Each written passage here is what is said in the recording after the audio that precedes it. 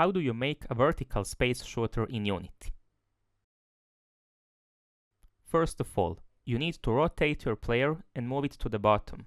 Add a canvas that will have an image that will function like a controller for your player. Why is this important? Because it will be an on-screen joystick that will be transparent. Make sure to change the slider of the color tab to 0. And make sure to set the anchor point to make it responsive. Add a component on-screen stick. In the controller path, find the left stick.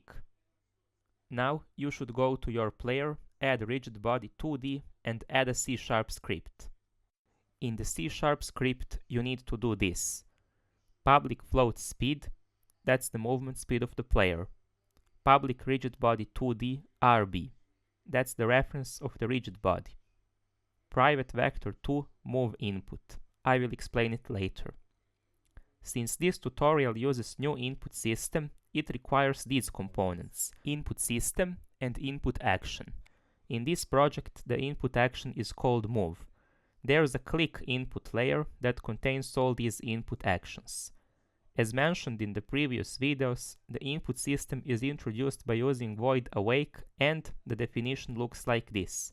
Input system equals new input system. The input requires void OnEnable and OnDisable. That requires the introduction to the input action. InputSystem.click.move.performed. What are click and move? The first one is the input action layer, and the second one is the input action. And the last part of this line is performed plus equal OnMove. What is OnMove? The name of the action that I will introduce right now. It will contain the context of the player movement. Pay attention to OnEnable and OnDisable. It's plus equal in OnEnable and minus equal in OnDisable. And this line is also important, input system enable and input system disable. It's also recommended to add rigid body 2D, get component in void awake. Now in void update you should do this. Vector 2 new position equals RB position plus move input multiplied with speed, that is multiplied with time dot fixed delta time. Here is a detailed explanation. This line connects vector 2 new position with the vector 2 move input that is already defined, and also requires the rigid body position with the move input because of the conversion of two values. They are multiplied with speed and fixed delta time. This value is very important because of preventing your player from leaving the screen space. So we need these values, public float xmin, xmax, ymin and ymax. Those are the float values that will limit the position of the player and prevent it from leaving the screen. In order to define those values, you need to have these two lines of code, new position and RB move position. New position x, mef, clamp, new position x, xmin, xmax. This line also exists for the y values, new position y, ymin and ymax. These two lines limit the position with the new position, and the RB move position will move your player according to the new position. Save the script and go back to Unity. I'm trying to move the player by tapping on the screen. And it's working. But I have this problem.